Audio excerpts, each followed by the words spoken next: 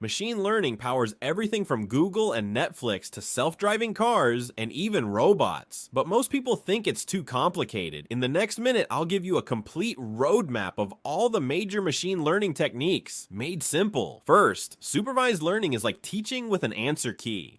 You show the computer labeled data, like pictures of cats and dogs, and it learns to tell them apart. It's used for things like email spam filters and price prediction. Next is unsupervised learning, where the data has no labels. The machine has to find patterns all by itself, like grouping customers into different segments. Then there's reinforcement learning, which is all about trial and error.